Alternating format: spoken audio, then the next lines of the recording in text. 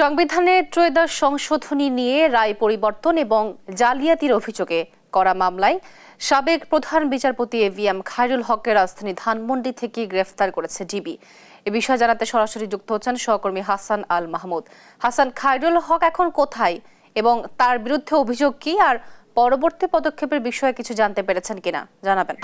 তো আপনাকে ধন্যবাদ। আমরা কিছুক্ষণ আগেই খবর পেয়েছিলাম যে ঠিক ৮টার সময় ধানমন্ডির বাসা থেকে এভিএম খায়রুল হক, যিনি সাবেক প্রধান বিচারপতি, তাকে গ্রেপ্তার করা হয়েছে এবং তার নামে কিন্তু বেশ কিছু মামলা রয়েছে বলে আমরা জানতে পেরেছি। বিশেষ করে গত বছর ৫ আগস্ট পরবর্তী সময়ে তার বিরুদ্ধে বেশ কয়েকটি মামলা হয়েছে।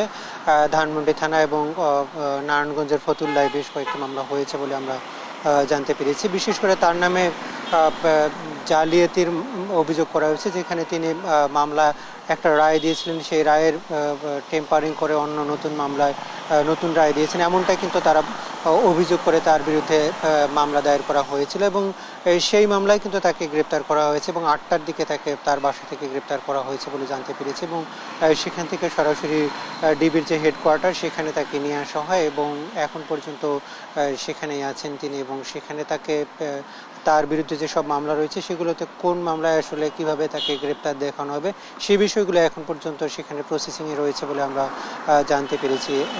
এখানে কিছুক্ষণ আগে আমরা ডিবির যে কেন্দ্রীয় কর্মকর্তাদের সঙ্গে কথা বলে জানতে পেরেছি যে তারা কিছুক্ষণ পরেই একটি সংবাদ বিজ্ঞপ্তিতে আমাদেরকে বিস্তারিত জানাবেন যে তিনি কোন কোন মামলায় তাকে গ্রেপ্তার দেখানো হচ্ছে। তবে এখন পর্যন্ত আমরা যতটুকু জানতে পেরেছি 2011 সালে যে 2010 সালে যে মামলা, ত্রয়োদশ সংশোধনী, সংবিধানের ত্রয়োদশ সংশোধনের মাধ্যমে যে তত্ত্বাবধায়ক সরকার ব্যবস্থা প্রবর্তন করা হয়েছিল সেটি বাতিল করে যে রায় দিয়েছিলেন তিনি এবং সেই রায় আসলে টেম্পারিং করে পরবর্তীতে পুরোপুরি তত্ত্বাবধায়ক সরকার ব্যবস্থা বাতিল করার যে প্রক্রিয়াটা দেওয়া হয়েছিল এবং এর পরবর্তীতে আসলে বাংলাদেশের রাজনীতিতে নানাভাবে যে সংকট তৈরি হয়েছে তার পিছনে তাকে দায়ী করা হচ্ছিল বিভিন্নভাবে এবং ৫ আগস্টের আগেও আসলে তাকে নিয়ে বিভিন্ন আলোচনা চলছিল। তবে ৫ আগস্টের পরে আওয়ামী সরকারের পতনের পরেই কিন্তু তার নামে মামলা হয় এবং এই যে তার আগের যেসব তিনি প্রধান বিচারপতি থাকার অবস্থায় যেসব